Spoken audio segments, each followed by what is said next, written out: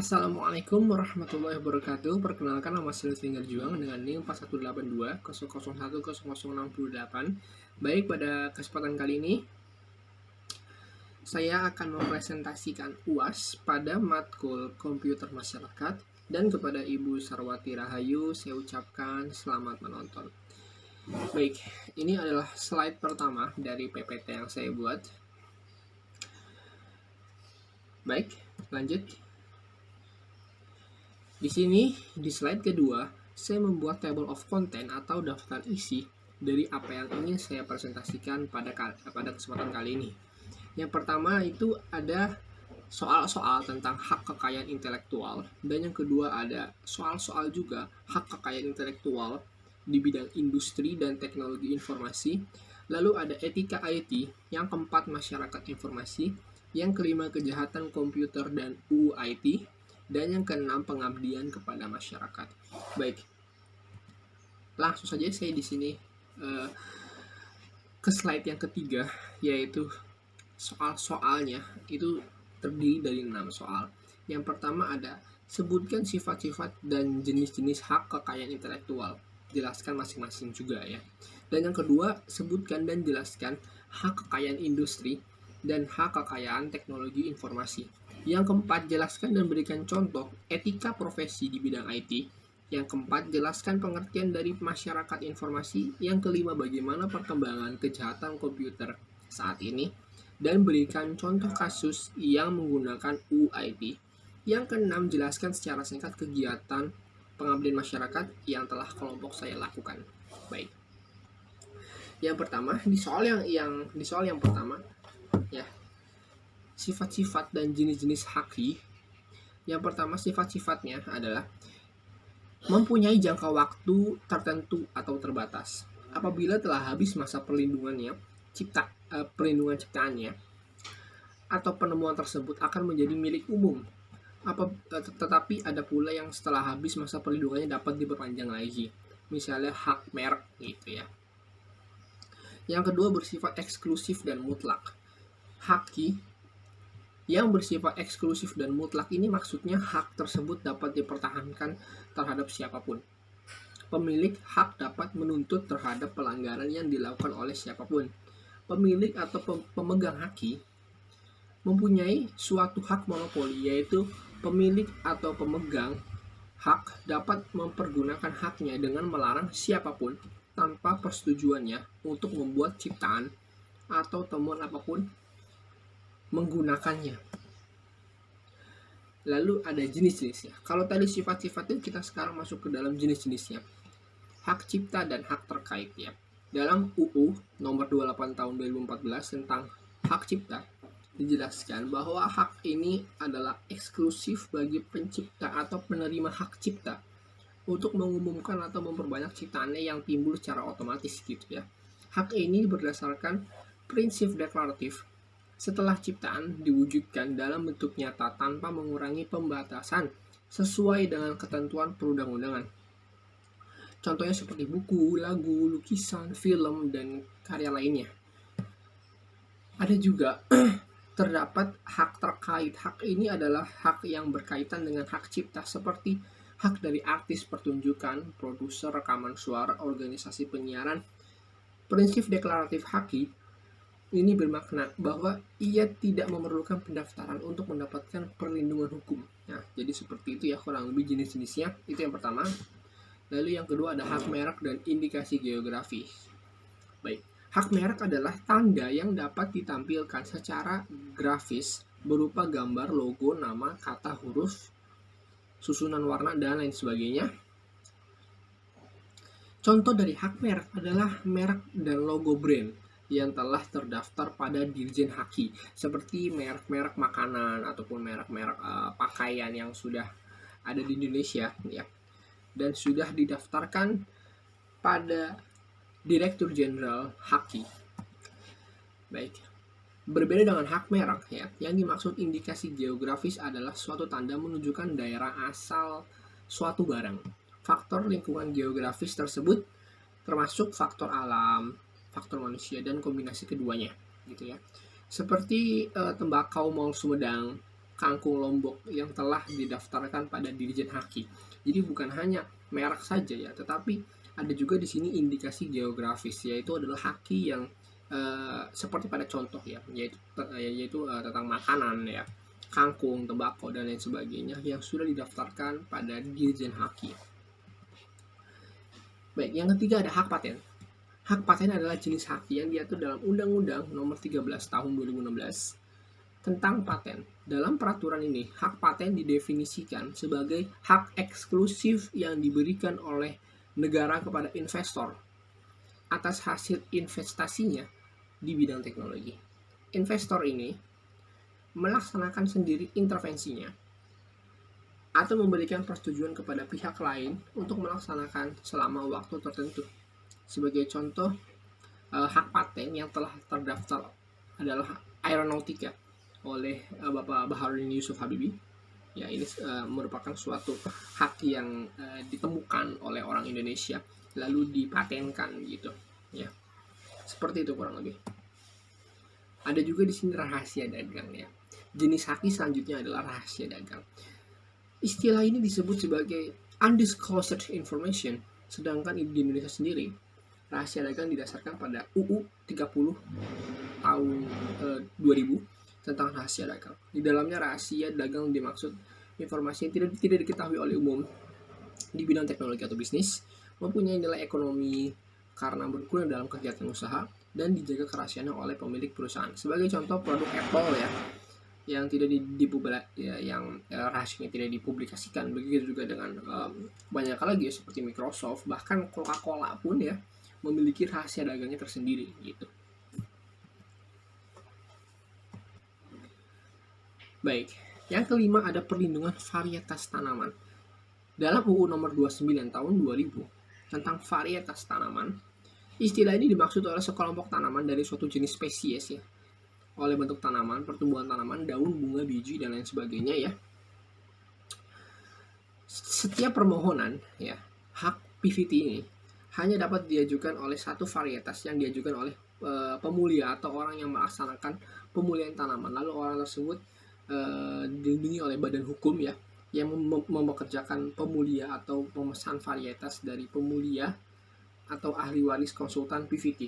Jadi kalau tanaman ini contohnya itu lebih kepada misalnya ada Rafflesia arnoldi yang memang tanaman asli Indonesia yang ketika itu ditemukan oleh Sir Raffles ya, Stamford Raffles, dan itu merupakan salah satu hak kekayaan intelektual Indonesia, bahwa Rafflesia arnoldi merupakan salah satu tanaman dari Indonesia seperti itu. Ada juga di sini desain tata letak sirkuit ya. Diatur dalam TRIPS dengan mengacu pada Treaty on Intellectual Property Right in Respect of Intellectual Circuit, Washington Treaty. Sedangkan di Indonesia perlindungan diberikan berdasarkan Undang-Undang Nomor 32 Tahun 2000 tentang desain dan tata letak sirkuit terpadu. Desain tata letak sirkuit terpadu adalah kreasi berupa rancangan peletakan 3 dimensi dari berbagai elemen serta sebagian atau semua interkoneksi dalam sirkuit terpadu. Seperti itu. Sirkuit terpadu adalah suatu produk atau bentuk jadi atau setengah jadi yang di dalamnya terdapat berbagai elemen dan sekurang-kurangnya satu elemen tersebut adalah elemen aktif, seperti itu. Elemen itu sebagian atau seluruhnya saling berkaitan serta dibentuk secara terpadu di dalam sebuah bahan semiconductor yang dimaksudkan untuk menghasilkan fungsi elektronik sirkuit terpadu yang juga disebut dengan chip.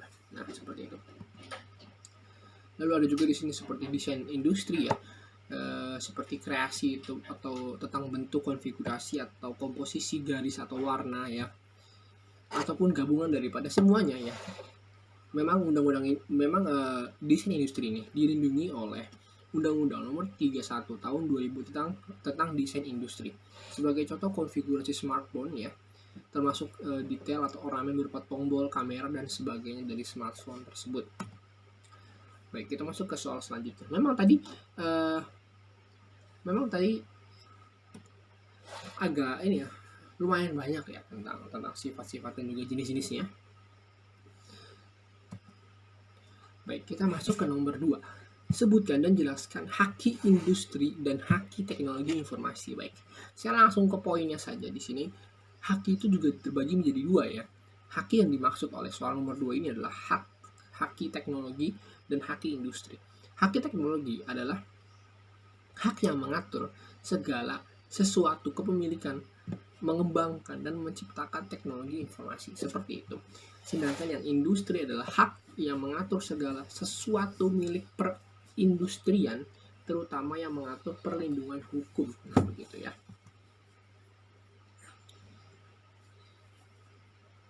Nah, oh ini yang tadi ya. Kita lanjut. Jenis-jenis hak kekayaan intelektual pada bidang industri. Yang pertama ada paten ya, yang seperti kita tadi sudah jelaskan ya. Yang kedua ada merek ya. Karena merek ini juga termasuk salah satu masuk ke dalam dunia perindustrian. Lalu ada desain industri ya, seni terapan di mana estetika dan usability suatu barang disempurnakan. Lalu ada rahasia dagang ya.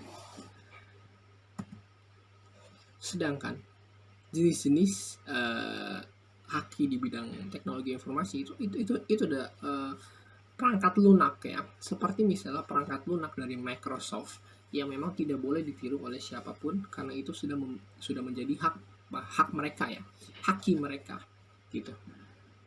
Jadi perangkat lunak ini merupakan sebuah konsep yang seharusnya dipahami oleh semua pengguna perangkat lunak komputer, baik untuk keperluan pribadi, keperluan otomatis perkantoran, kebutuhan pengendalian sebuah instalasi nuklir yang canggih gitu loh. Lalu ada perangkat lunak berpemilik dan ada juga perangkat lunak semi bebas. Perangkat lunak berpemilik itu dikategorikan sebagai perangkat lunak yang tidak bebas atau semi bebas gitu ya. Anda dapat menggunakan, mengedarkan, memodifikasi apabila mendapat izin dari pemiliknya gitu. Sedangkan yang semi bebas itu merupakan kategori perangkat lunak yang dapat Anda gunakan salin atau memodifikasi untuk keperluan tertentu gitu ya, misalnya keperluan pendidikan begitu. Nah, jadi memang ini harus memang diperhatikan ya, banyak dari kita yang menggunakan software bajakan gitu ya, yang menggunakan software yang memang tidak diizinkan untuk dipakai gitu. Dan ini juga diatur dalam haki, di mana perangkat lunak itu tidak boleh diedarkan secara massal tanpa ada perizinan begitu. Lalu ada juga di sini public domain ya. Ini public domain itu seperti misalnya sebuah perangkat lunak ya, yang memang diciptakan ya. Ya memang diciptakan tanpa hak cipta, bukan berarti tidak ada yang menciptakan gitu loh. Jadi contoh dari public domain ini itu seperti SQLite ya. Kita tahu SQLite adalah salah satu sebuah database ya, seperti coding database. Ada SQLite dan MySQL, di mana SQLite ini lebih ringan penggunaannya gitu kalau menurut saya. Lalu ada juga 7zips, Lizima SDK, lalu ada Glitch atau itu juga sebuah game ya, lalu Blast, seperti sebuah aplikasi yang memang digunakan untuk keperluan komputer gitu. Lalu ada freeware. Batasan perangkat lunak freeware sampai saat ini masih belum begitu jelas ya. Hanya secara umum saja sifat perangkat lunak tersebut dapat didistribusikan dengan bebas tetapi tanpa pemodifikasian. Selain itu, kode program perangkat lunak tersebut dikategorikan tidak tersedia. Jadi memang freeware ini masih belum jelas ya statusnya. Lalu selanjutnya ada shareware. Perangkat lunak kategori shareware dapat didistribusikan secara bebas, akan tetapi apabila digunakan secara terus-menerus, pengguna harus mendapatkan lisensi atau membayar. Nah, ini sering terjadi ya kepada kita gitu ya. Jika ingin menggunakan suatu perangkat software ataupun aplikasi yang ingin menggunakannya secara terus-menerus, kita harus membayar gitu. Karena memang aplikasi tersebut tidak gratis. Pada praktiknya ada pengguna tidak membayar lisensi dan tidak peduli terhadap lisensi yang pada ketentuan perangkat lunak tersebut. Nah, biasanya untuk menghindari sebuah pembayaran ini, orang-orang ataupun masyarakat luas itu lebih lebih ingin mendownload yang status bajakan terhadap perangkat lunak tersebut gitu ya. Banyak aplikasi yang memang kita perlu gunakan dan itu harus menggunakan lisensi berbayar gitu untuk melanjutkan ke depannya itu akan seperti apa. Nah, seperti itu ya. Jadi alangkah baiknya kita harus membayar software, aplikasi ataupun yang memang kita butuhkan agar lebih mendukung sang pencipta dari software ataupun aplikasi tersebut. Nah, di sini saya memberikan sedikit tambahan ya tentang ruang lingkup hak ya. Yang pertama ada hak cipta atau copyright, lalu ada merek dagang atau trademarks, paten atau paten, desain produk industri atau industrial design, indikasi geografi atau geographical indication, lalu ada desain tata letak sirkuit yang tadi kita sudah sebutkan ya, atau topography of integrated circuit, lalu ada perlindungan informasi yang dirahasiakan, protection of this undisclosed information. Baik, kita masuk ke soal selanjutnya atau soal nomor 3 ya. Jelaskan dan berikan contoh etika profesi di bidang IT. Baik, etika profesi adalah pengertian dari etika profesi, adalah sebuah sikap hidup yang bertujuan untuk memberikan pelayanan kepada seseorang yang sifatnya profesional. Etika ini berhubungan dengan masyarakat atau konsumen secara langsung. Etika profesi memiliki prinsip-prinsip dasar untuk melandasi pelaksanaan dalam pekerjaan. Di antaranya prinsip otonomi, prinsip integritas moral, prinsip tanggung jawab, dan prinsip keadilan. Baik. Kalau tadi kita sudah sebutkan ya, seperti apa sih etika profesi itu di bidang IT ya. Lalu kita akan masuk ke sini ke contoh etika profesi. Tentunya saya akan juga memberikan contoh profesi di bidang IT juga ya. Tapi di nomor 1 ini saya akan memberikan contoh dokter, di mana setiap dokter memiliki kode etik. Diantaranya seorang dokter wajib menjunjung tinggi, menghayati, dan mengamalkan sumpah atau janji dokternya. Yang kedua, seorang dokter tidak boleh dipengaruhi oleh sesuatu yang mengekang kebebasan atau kemandirian profesinya. Yang ketiga, seorang dokter wajib memberikan surat keterangan yang telah diperiksa sendiri dengan kebenaran. Lalu ada pelaku bisnis diantaranya yang pertama menjaga kerahasiaan dan privasi informasi tentang klien yang bekerja sama. Yang kedua, perusahaan menetapkan pedoman bagi karyawan yang dijalankan oleh karyawan agar jalan operasional perusahaan dapat berjalan dengan baik. Lalu ada programmer di sini. Setiap programmer tentunya harus berusaha ya untuk memastikan bahwa produk atau softwarenya bisa dipertanggungjawabkan. Yang kedua, jujur dan amanah. Yang ketiga, beri penghargaan yang tepat untuk properti intelektual. Yang keempat, hormati privasi orang lain. Yang kelima, setiap programmer harus menulis program yang dapat melindungi informasi pribadi pengguna. Sebisa mungkin programmer menghindari orang lain yang tidak menginginkan memiliki akses yang sah ke sana. Jadi memang tidak boleh ya. Lalu ada setiap programmer tidak boleh menuliskan kode yang sulit untuk dipahami ya. Karena memang beberapa dari klien ya ingin mengecek, ingin melihat tentang kodenya tersebut. Biasanya klien tersebut itu memang mengerti tentang IT juga, mengerti tentang dunia programmer, makanya dia ingin mengecek kode-kode tersebut ya. Jika memang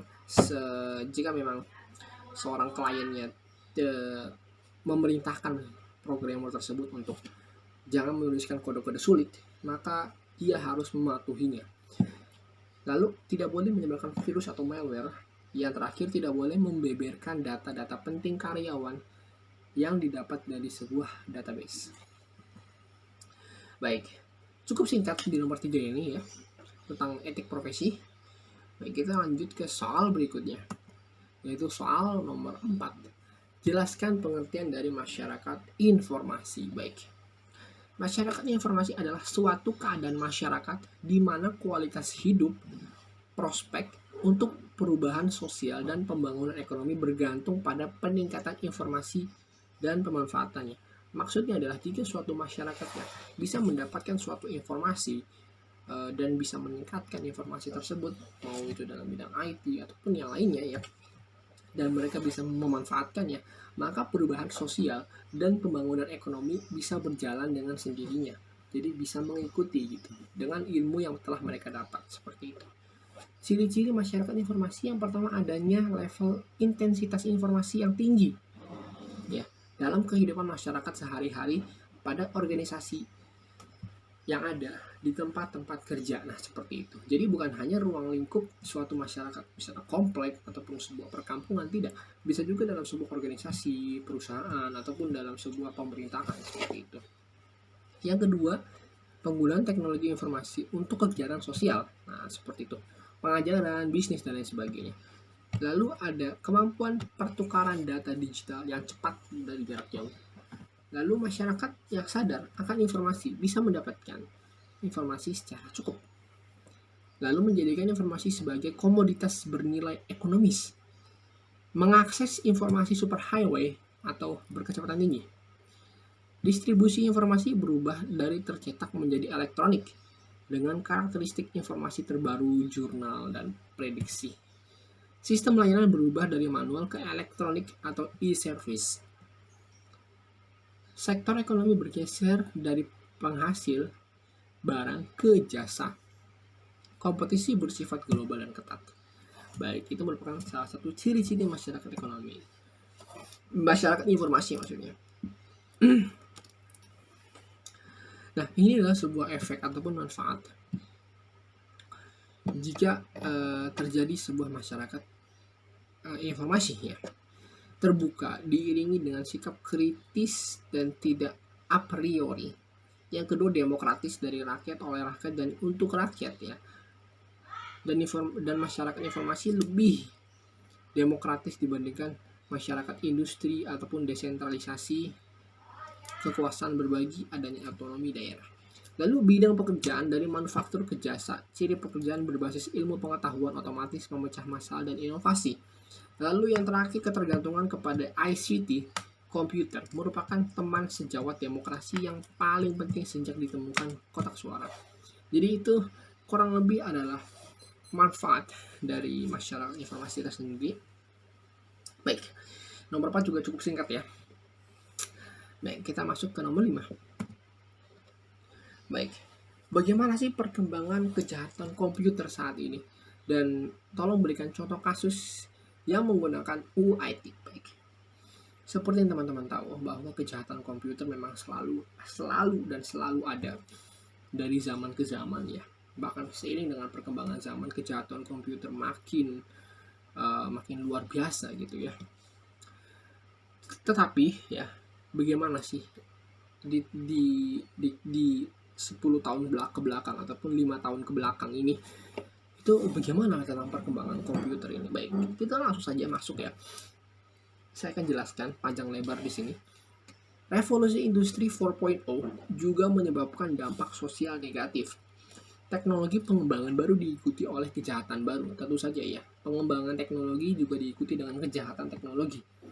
Kejahatan dalam industri 4.0 terkait dengan kejahatan dunia maya sebagai tindakan yang menargetkan atau menggunakan internet, komputer, dan teknologi terkait untuk melakukan kejahatan tersebut. Selanjutnya, dalam industri keamanan cyber atau cyber security 4.0 sebagai proses untuk melindungi jaringan komputer dan informasi yang dikandungnya dari penetrasi dan dari kerusakan atau gangguan berbahaya, menjadi peran penting untuk melindungi proses industri dan bisnis. Akibatnya industri 4.0 terkait dengan keamanan cyber security dan kejahatan cyber. Baik, saya masuk ke berikutnya, yaitu menurut Cyber Security Ventura yang beroperasi di seluruh Amerika, Inggris, dan juga di Kanada, laporan kejahatan cyber tahunan 2019 Herjavec Group dari Herjavec Group pada bulan Agustus 2016, prediksi kejahatan cyber akan menelan biaya sekitar 6 triliun dolar per tahun pada tahun 2021 di dunia. Ini meningkat 3 triliun pada tahun 2015. Sayangnya Indonesia tidak memiliki data resmi mengenai biaya atau kerugian aktual yang disebabkan oleh kejahatan dunia maya. Menurut Kepolisian Republik Indonesia, kejahatan dunia maya dilakukan oleh pertas yang menyebabkan kerugian sebesar 33,29 miliar pada Agustus 2015. Nah, dari sebuah prediksi ya, dari sebuah prediksi ini yang memang dilakukan oleh negara-negara yang sudah maju seperti Inggris, Kanada, dan Amerika Serikat, mereka bisa melihat ya ke depannya itu seperti apa tentang cyber security ini, tentang kejahatan komputer ini. Memang seiring berkembangnya teknologi akan banyak peretas-peretas, hacker-hacker yang akan selalu mengganggu gitu. Jadi memang kejahatan komputer saat ini tuh lebih parah ya. Bahkan di sini kita bisa lihat meningkat 3 triliun US dollar dari 2015. Ini membuktikan bahwa kejahatan komputer naik secara perlahan, terus naik seiring berkembangnya zaman, seiring bertambahnya waktu, tahun. Mereka akan selalu membuat masalah, selalu membuat kejahatan gitu. Bahkan di Indonesia pun bahwa peretas ya sudah menyebabkan kerugian sebesar 33,29 miliar pada Agustus 2015. Itu pada Agustus 2015 lah teman-teman. Memang kejahatan komputer ini harus diperhatikan, harus dipelajari oleh setiap orang ya. Bagaimana cara menanganinya, apa itu kejahatan komputer, dan lain sebagainya. Baik, seperti itu. Baik, contoh kasus di sini ya. Kita masuk ke jaringan internet KPU ya, karena jika kita memiliki kasus ya tentang yang ada di dalam negeri ya, tentunya teman-teman bisa mengingat kembali ataupun bisa tahu ya. Jaringan internet di Pusat Tabulasi Nasional Komisi Pemilihan Umum sempat down dan terganggu. Di KPU itu sempat down dan terganggu beberapa kali. KPU menggandeng kepolisian untuk mengatasi hal tersebut. Cybercrime kepolisian juga sudah membantu. Domain kerjasama antara KPU dengan kepolisian. Kata tim Ketua Teknologi Informasi KPU, Husni Fahmi, di kantor KPU Jalan Imam Bonjol Menteng, Jakarta Pusat, tanggal 15 April tahun 2009. Menurut Husni, tim kepolisian pun sudah mendatangi pusat tabulasi KPU ya di Hotel Borobudur, Jakarta Pusat. Mereka akan mengusut adanya dugaan kriminal dalam kasus kejahatan dunia maya dengan cara meretas. Kami sudah melaporkan semuanya ke KPU, cybercrime sudah datang ya, ujarnya sebelum Husni menyebut sejak 3 hari dibuka ya. Memang pusat tabulasi berkali-kali diserang oleh peretas gitu. Sejak hari lalu dimulainya perhitungan tabulasi sampai hari ini, kalau dihitung-hitung sudah mencapai sekitar lebih dari 20 serangan. Seluruh penyerangan itu sekarang, kata Husni, sudah diblokir alamat IP-nya oleh PT Telkom ya. Jadi mereka juga menggandeng PT Telkom untuk mengalahkan kejahatan komputer ini. Tim TI KPU biasa mengatasi serangan karena belajar dari pengalaman 2004 lalu. Memang sempat ada yang ingin mengubah tampilan halaman tabulasi nasional dari hasil pemungutan suara milik KPU, tetapi segera kami antisipasi seperti itu. Kita lanjut ya. Kasus di atas memiliki modus untuk mengacau proses pemilihan suara KPU. Motif kejahatan ini termasuk ke dalam cybercrime sebagai tindak murni kejahatan. Hal ini karena ada penyerangan dengan sengaja untuk melakukan pengacauan pada tampilan halaman tabulasi nasional dari hasil pemilu. Kejahatan cybercrime ini dapat termasuk jenis kategori forgery, hacking or cracking, sabotage, and extortion atau cyber terrorism. Sasaran dari kasus kejahatan ini adalah cybercrime menyerang pemerintah, against government, atau bisa juga cybercrime menyerang hak milik atau against property. Dari kasus ini kita sudah tahu bahwa memang sudah melanggar UIT ya, sudah sangat melanggar UIT karena mereka sudah bisa dilihat tadi ya, meretas tabulasi sistem KPU ya. Berarti itu sudah melanggar UU IT yang sudah ditetapkan oleh Indonesia ya. Jadi seperti itu ya teman-teman. Baik, soal berikutnya atau soal nomor 6 di sini tentang pengabdian kepada masyarakat. Baik, saya akan ulangi ya nama kelompok yang sudah membuat pengabdian masyarakat ini. Yang pertama ada saya, Nusya Juang, lalu ada Aryansyah, dan ada Renaldi Mulyadi. Baik. Kami memilih masyarakat Kampung Parung Kualet RT 01. Kenapa? Karena di sini kami memilih tema berniaga online di waktu pandemi. Karena menurut kami ini tema sangat cocok untuk menggambarkan situasi yang terjadi pada saat ini. Warga Parung Kualet RT 01 ya juga sangat mendukung dan bekerjasama dengan kami agar terselenggaranya pengabdian masyarakat ini. Warga juga cukup antusias dengan kedatangan kami. Program ini juga diharapkan dapat membantu masyarakat yang dituju untuk mengerti dan memaksimalkan penggunaan e-commerce untuk kegiatan perniagaan secara online. Hal ini juga dapat membantu perekonomian masyarakat secara perlahan dan memudahkan masyarakat dalam melakukan kegiatan ekonomi. Waktu dan tempat yang kami tetapkan adalah hari Minggu, tanggal 15 Mei tahun 2022, pukul 13 atau pukul 1 sampai pukul 2.30. Dengan moderator atau MC, Aryansyah, pematerinya ada Renaldi Mulyadi, lalu ada editor atau record, saya sendiri. Susunan acara pertama ada pembukaan, kedua lanjut dengan pembacaan doa bersama, sambutan Bapak Ketua RT 01, penyampaian materi oleh Saudara Renaldi Mulyadi, sesi tanya jawab, dan penutup. Nah, ini adalah dokumentasi yang telah kami sediakan ya, di mana Aryansyah menjadi moderator ya di sebelah kiri. Lalu ada Renaldi ketika menyampaikan sebuah materi di sebelah kanan. Lalu kami juga memiliki dokumentasi diantaranya ada sambutan dari Ketua RT. Lalu ada pertanyaan pertama ya. Lalu ada pertanyaan kedua di sini. Lalu ada pertanyaan ketiga. Nah, seperti itu. Kami juga membuat Google Form ya, di mana terdiri dari 10 soal tentang bisnis online yang sudah kami jelaskan ya. Dan ini adalah soal-soal yang telah kami sediakan ya.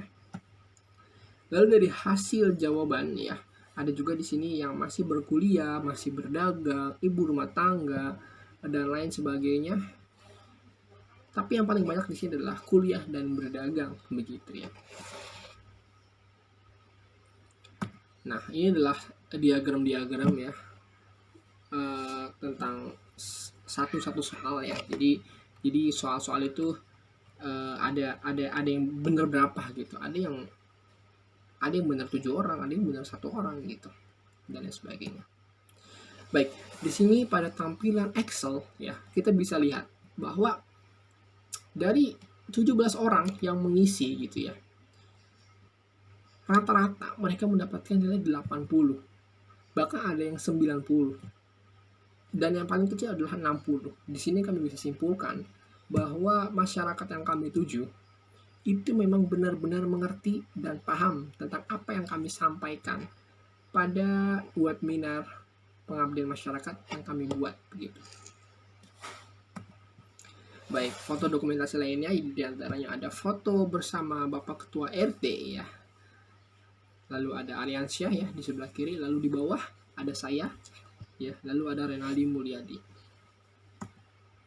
Ini adalah foto dokumentasi pesan dan kesan dari Saudara Rehan Mahendra, lalu ada Ibu Faridah, lalu ada Bapak Tanto. Baik, seperti itu. Baik, akhir kata saya ucapkan terima kasih kepada Ibu Sarwati yang telah menonton video saya. Terima kasih juga teman-teman yang sudah menonton video saya ya. Saya harap ini bisa menjadi suatu pelajaran bagi saya dan pelajaran bagi teman-teman juga pastinya, bahwa mata kuliah komputer masyarakat ini memang benar-benar menurut saya sangat penting untuk dipelajari ya, apalagi tentang pengabdian pada masyarakat, bagaimana mengimplementasikan komputer masyarakat ini kepada masyarakat yang memang harus dituju gitu loh. ya memang harus diterapkan juga gitu dalam mata kuliah ini. Terima kasih banyak Ibu Sarwati, Anda telah memberikan yang terbaik untuk kami pada semester 4 ini ya. Saya juga mengucapkan terima kasih sedalam-dalamnya kepada Ibu dan juga kepada teman-teman. Terima kasih banyak. Saya Lutfi Angger Juang pamit undur diri. Wassalamualaikum warahmatullahi wabarakatuh.